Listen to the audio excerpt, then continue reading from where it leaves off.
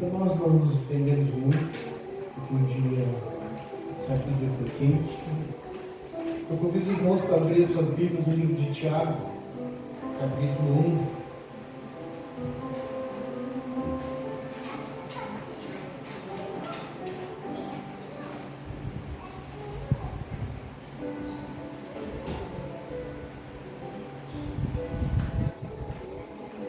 Enquanto os jovens estavam ministrando ali,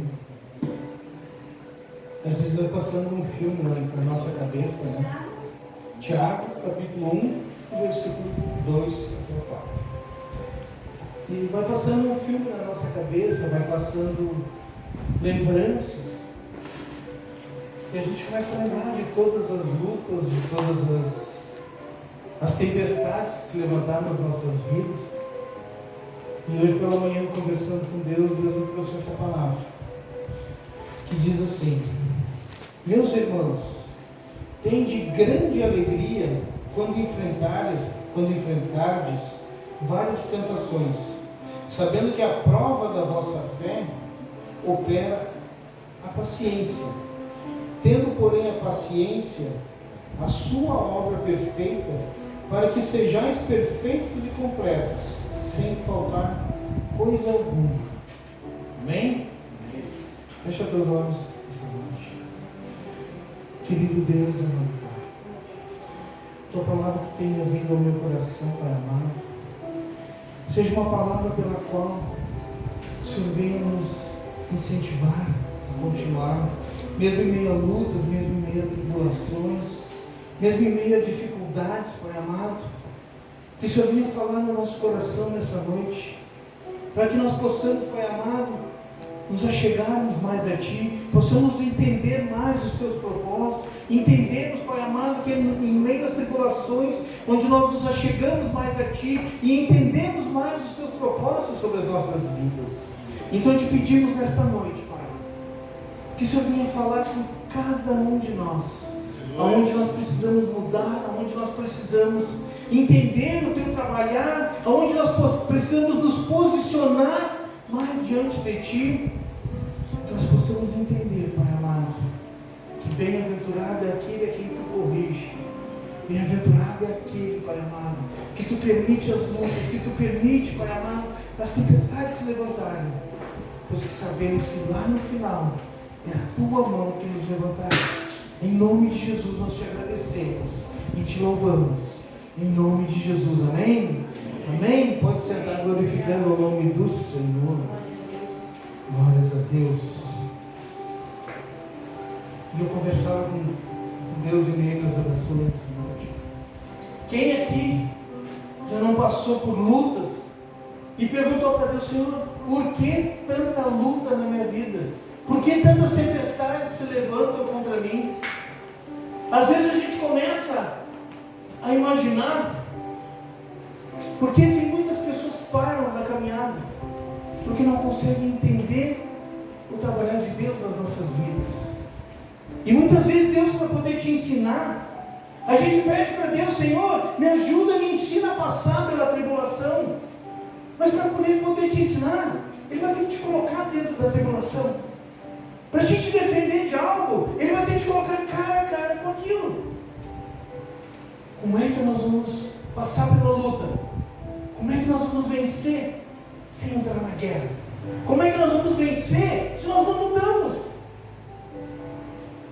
E eu vinha conversando com Deus, e Deus falou muito forte comigo, que muitas lutas que se levantam das nossas vidas não é pela nossa desobediência.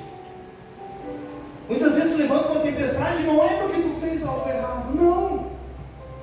Muitas vezes a luta se levanta porque tu está fazendo certo. Não entendi, pastor. Mas é bem assim. Um grande exemplo que nós temos na Bíblia, que eu falo que uma luta vem para uma pessoa ser obediente, é sobre Jó. Quem daqui já não ouviu a história de Jó? Jó é o maior exemplo de uma luta por alguém que era obediente. Se nós olharmos aqui no livro de Jó, no capítulo 1, no verso 8. E disse o Senhor a Satanás: observaste tu o meu servo Jó? Porque ninguém há na terra semelhante a ele, homem íntegro, reto e temente a Deus, e que se desvia do mal.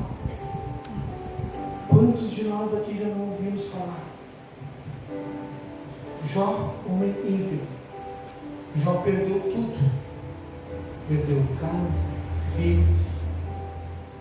Era considerado o homem mais rico daquela época. E o próprio Satanás, quando chegou perante Deus, disse: Ele te ama porque Ele tem tudo. E às vezes a gente não entende nas nossas vidas. Mas pastor, eu estou ali, eu estou orando, eu jejuo, eu vou na igreja, eu faço tudo aquilo que é certinho, eu sou dizimista, e a luta está sempre se levantando na minha vida. Jó fazia tudo isso. A palavra de Deus nos fala aqui que Jó sacrificava por ele e pelos seus filhos, por algo que os seus filhos poderiam vir a fazer. Jó já antecipava com o Senhor. Mas por que Deus permitiu na vida de Jó essa luta? Para provar a fé dele. Deus muitas vezes permite uma luta nas nossas vidas, porque Ele quer aumentar a nossa fé. Ele quer nos fazer enxergar além daquilo que nós estamos enxergando hoje. Quando nós pedimos para Deus: Senhor, me prepara, envia-me, eu quero ser um atalaia, eu quero ser um divisor de águas na vida de alguém, Pai. Como é que Deus vai te ensinar a lidar com o problema das pessoas se tu nunca lidou com aquilo? E às vezes são lutas que nós passamos que nós nem imaginamos que poderíamos passar por aquilo ali. Mas Deus só prova, Deus só permite uma luta na tua vida se Ele souber que tu vai passar.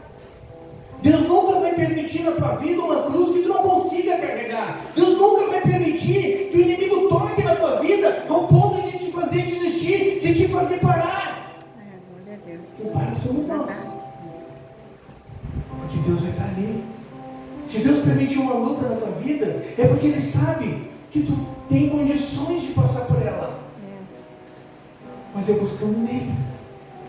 Enquanto nós tentarmos fazer pela força do nosso braço, ou negligenciarmos aquilo que Deus tem para as nossas vidas, a luta só continua. Jó precisou passar por toda a tribulação. Jó precisou perder tudo. E além de tudo, Deus ainda permitiu que Jó tivesse uma enfermidade.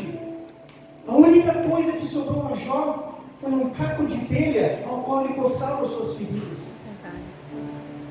Às vezes a gente olha para uma situação nas nossas vidas e nós não entendemos. Ai, Senhor, por que eu estou passando por isso? Senhor, por que o Senhor permitiu essas lutas na minha vida? Será que Jó também não perguntava a mesma coisa? Jó não fazia nada de errado. Não se preocupava. Ele fazia tudo certinho. Na verdade, Jó ele ia tão bem na presença de Deus, que quando o inimigo veio apontar a Jó, Deus teve a certeza, a convicção: pode tocar em tudo que é dele, que eu sei que ele não vai ir. Aleluia. Glória a Deus. Muitas vezes, quando nós entramos na luta, o inimigo usa pessoas muitas vezes que estão mais perto de nós. Naquele momento, quando Jó passou por toda a tribulação, por que a luta de Jó? Por que Jó não perdeu a esposa dele? Não já pararam para se perguntar? Jó perdeu tudo, mas a esposa dele continuou com ele. Porque a palavra de Deus nos diz: unir-se ao homem e a sua mulher, os dois formarão uma só carne. Jó e a sua esposa eram uma só carne, uma só pessoa. E o que o inimigo usou? A própria carne para atacar Jó. O inimigo usou a esposa de Jó para dizer para ele: tu tem visto o que tu tens passado? Tu tem visto o que tu está passando? E isso acontece nas nossas vidas. As pessoas que a gente mais espera que venham nos apoiar, muitas vezes são aquelas que vêm nos apontar. E a esposa de Jó diz para ele: amaldiçoa esse teu Deus e morre. E Jó prontamente, mesmo não tendo mais nada, mesmo estando enfermo, mesmo não tendo nem mesmo sossego. Porque tu imagina o teu corpo coberto de feridas, tu não tem sossego nem para dormir, nem para descansar, porque o teu corpo está enfermo. E naquele momento, Jó chegou para ela e disse: não sejas uma louca, mulher. Não fales como uma louca. Às vezes nós precisamos tomar posições diante de Deus e dizer: esta luta que eu estou passando, Deus sabe por quê. E Deus vai me fazer passar, porque Deus está querendo me ensinar algo. Deus está querendo me preparar para algo. Só que muitas vezes nós não entendemos. O inimigo só tocou na vida de Jó pela permissão de Deus.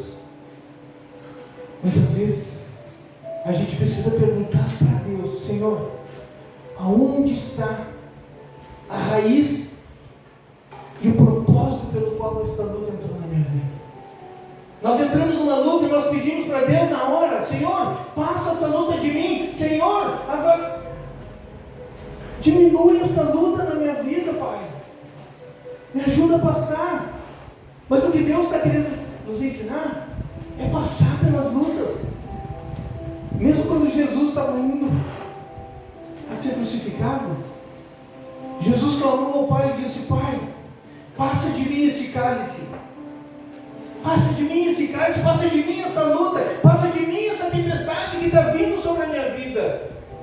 Mas imediatamente Jesus disse: todavia seja feita a tua vontade. Aleluia. Todavia seja feita aquilo que tu queres para a minha vida. Todavia seja feita aquilo que tu predestinou para a minha vida.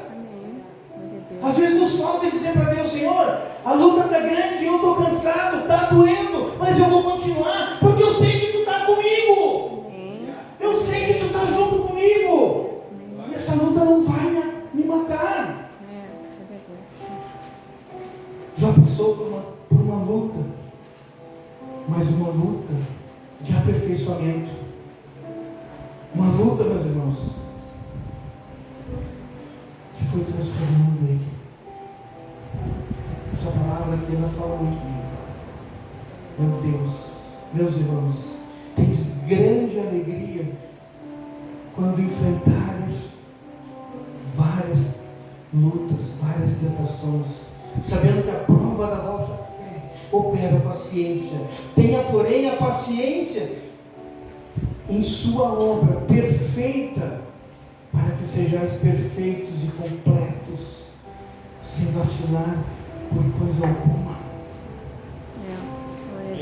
As lutas vêm sobre as nossas vidas para nos ensinar, para nos aproximar de Deus. No finalzinho, quando Jó já está quase terminando a aprovação dele, quando Deus começa a restituir tudo na vida de Jó, porque a palavra de Deus nos fala que Deus restituiu sobre a vida de Jó 7 vezes mais. Deus tinha tanta certeza que Jó ia passar por aquela prova, que Deus já sabia que tudo aquilo que Jó passou, Ele iria restituir. E quando nós passamos pela prova, quando nós suportamos a tribulação, lá no final, nós vemos como nós crescemos.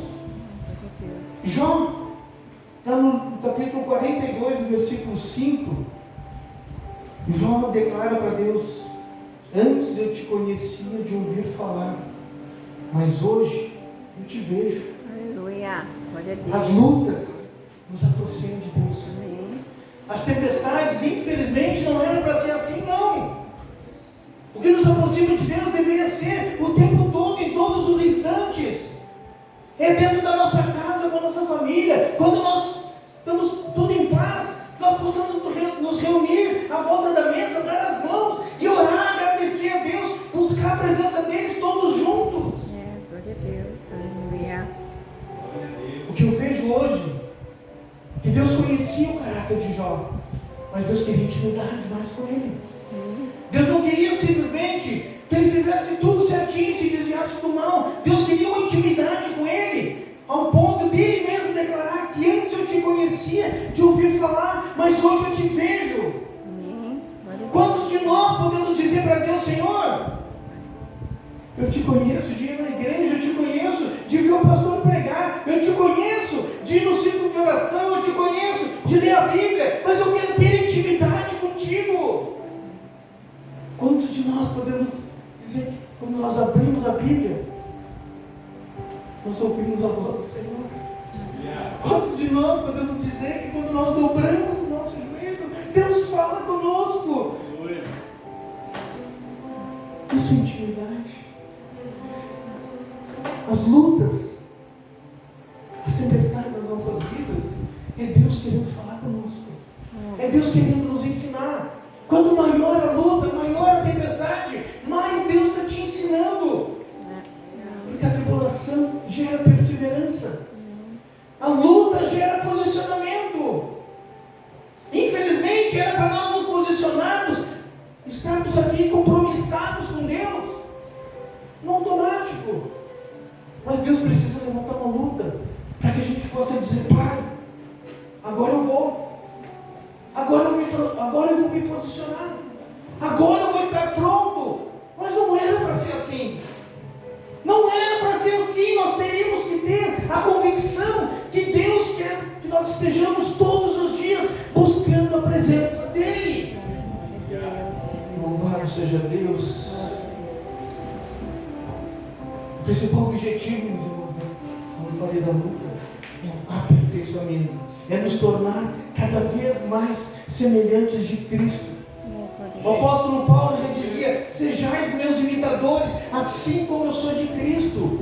Será que nós temos imitado, pelo menos imitado a Cristo?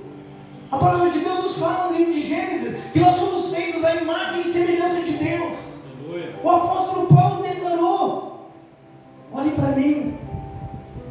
Será que nós podemos hoje bater no peito e dizer para as pessoas: olhem para mim, eu sou cristão, eu sou um seguidor de Cristo? Mas será que eu posso dizer: olha para a minha vida, olha para as minhas atitudes? Será que eu posso dizer isso? Será que eu tenho me posicionado perante Deus, para Deus poder testemunhar diante de Satanás: olha lá para o meu servo, olha lá para o Alessandro, ele está se desviando do mal? Será que hoje eu posso dizer isso? Será que Deus pode olhar para mim hoje e dizer, diante de Satanás: olha para ele, ele é meu, ele faz aquilo que eu quero. Mesmo no meio da luta, mesmo no meio da tribulação, ele não se desvia do propósito dele. Ele não fala coisas erradas. Ele não tem pensamentos impuros. Será que nós podemos dizer isso? Isso nós só vamos conseguir ter quando nós buscarmos a santificação diante de Deus. Buscarmos a intimidade diante do Pai. Nos santificar. Como é que nós podemos nos tornar cada vez mais parecidos com Cristo? Nos santificando. Orando, jejuando, fazendo os propósitos com Deus. Aqui no livro de Romanos, no capítulo 8, no versículo 28, ele diz assim: e sabemos que todas as coisas contribuem juntamente para o bem daqueles que amam a Deus, daqueles que são chamados segundo o seu propósito. Será que nós temos seguido o propósito de Deus para as nossas vidas? Será que nós temos cumprido o chamado dele sobre as nossas vidas? Às vezes nós olhamos assim e dizemos: Pai, meu ministério parece que não cresce, não vai para frente. Mas será que eu tenho me posicionado? Será que eu não tenho dado mais ênfase para a luta, para a tempestade, do que para aquele que pode me tirar da luta e da tempestade? Às vezes nós precisamos parar. Uma coisa que eu sempre digo nas nossas vidas, eu digo isso para todo mundo, e eu já falava isso muito tempo antes de vir para a igreja. A nossa vida é igual um carro sem freio. Se tu continuar acelerando, ali na frente tu pode te acidentar e tu pode morrer. A nossa vida como cristão não é diferente. Se as coisas não estão certas, para. Desliga, deixa parar. Quando parou, conserta o que estava errado e começa de novo. Começa de novo. Jó precisou de um tempo para